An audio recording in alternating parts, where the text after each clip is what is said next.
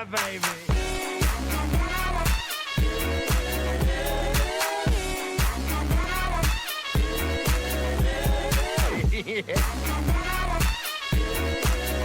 This is a Patheos article without a crystal ball from August 14, 2018 by Katie Paulson. Why my grandfather's funeral was my last day being a Catholic. In 2005, my grandfather passed away after a long battle with congestive heart failure. I never had a close relationship with my grandfather. However, his death marked the first time I experienced the death of a loved one. My grandmother and her daughters. Don't you mean your aunties? It's a bit weird that you are referring to your aunties as your grandmother's daughters. But okay, let's continue. My grandmother and her daughters arranged his funeral at the local Catholic church they attended for decades. The church is in the middle of a neighborhood. While the church is large, the community around gives it a small feel. His funeral service should have been a time to celebrate his 89 years of life. I hoped to hear stories from the priest about my grandpa. Instead, my grandfather's funeral marked a turning point for me with the Catholic Church. At the time of my grandpa's death, I was a month shy of 27th birthday. I had grown up in the Catholic Church. At age 15, I completed confirmation and became an adult within the church. After my confirmation, I asked my mum if I had to go to church anymore. She said I had completed the sacraments required of a child and the decision to continue to go was up to me. I never got told that. At age 16 years old, I no longer wanted to attend church.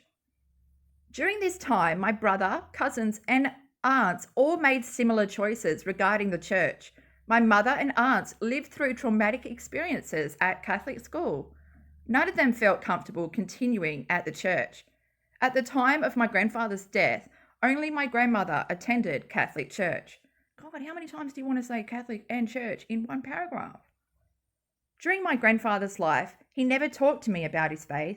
In fact, my grandfather was a man of very few words. He was a veteran of World War II.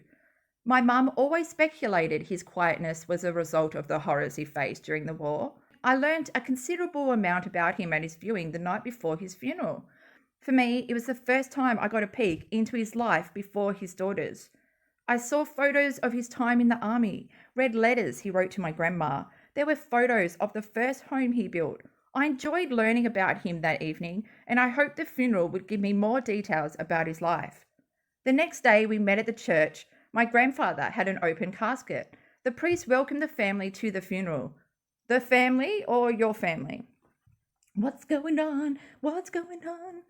We talked about the service and the plans for the day. My family said their goodbyes as the staff of the church closed the casket. I was overcome by emotion watching the casket close.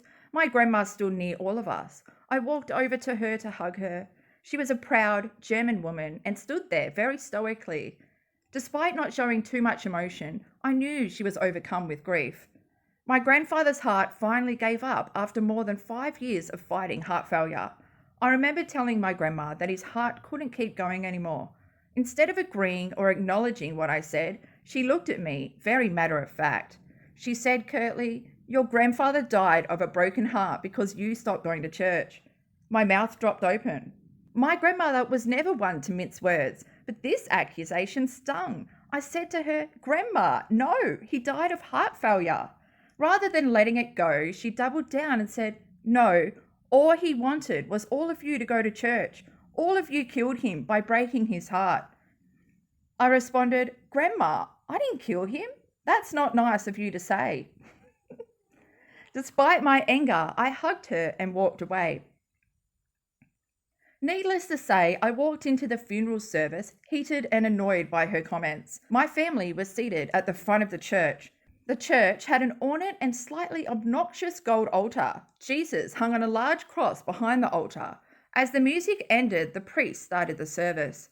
My grandmother's comments were a prelude to what the priest had planned for the family. He started talking about my grandfather and his love for the church. Rather than sharing details of my grandfather's life to more than 100 guests that attended, the priest used the service to scold our family for not going to church. He made the same implications my grandmother made about my grandfather's death. For more than 15 minutes, he told all of us that we were destroying my grandfather's memory by abandoning the church. I looked around and watched my family sit there with their mouths open. Some of my cousins appeared to be red in the face from anger. Most of us had to stop listening. We fidgeted with our programs and several of us pretended to read. There were whispers back and forth and several loud sighs from my family. No one was pleased with the priest. However, most of us knew he and my grandmother planned this together. Instead of allowing us to grieve his passing, we were damned to eternal hell for leaving the church. After the service, most of us were blurry-eyed either from sadness or anger. We talked about what happened. However, all of us were grieving the loss of our grandfather. We had a tough time deciphering the words of the priest. For me, this was the day I committed myself to never stepping foot in a Catholic church again as a member.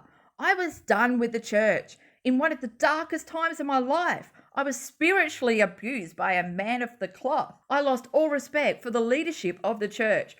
My relationship with my grandmother never recovered. A church is supposed to console and help families through their grief. The Catholic Church used our grief to guilt, exploit, and humiliate our family. For the past 14 years since I left the church, I'm still recovering from the pain the church has inflicted on my family. Instead of picking her family, my grandmother picked the church. Even to her death, she never wavered from her commitment to the church.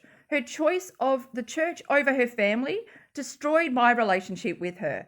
When she finally passed at 98 years old, I didn't shed a single tear. What the f***? You couldn't even understand, Katie, that maybe your grandmother was reeling from the death of her partner, and what she said shouldn't have been taken to heart and actually kept as a barricade between you and her for the past 14 years, so much that you didn't even shed a single tear when she passed away at 98 years old. That says so much more about you, Katie, than your grandmother. That's disgusting. You did not shed a single tear? What the... Every day, the Catholic Church meddles and disrupts family relationships. Members' needs and emotions are secondary to the needs of the church. They will stop at nothing to maintain obedience to their rules. The Catholic Church may not look like a cult. However, the day of my grandfather's funeral, I left the largest cult in the world.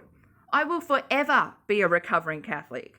My only hope is one day there are no more members of the Catholic Church. When that day comes, there will finally be no more victims at the hand of their ruthless and callous leaders.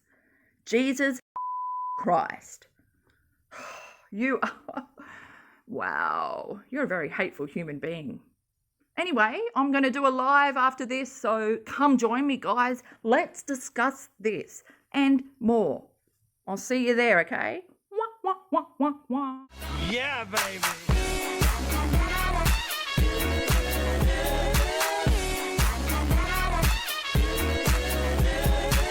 Yeah.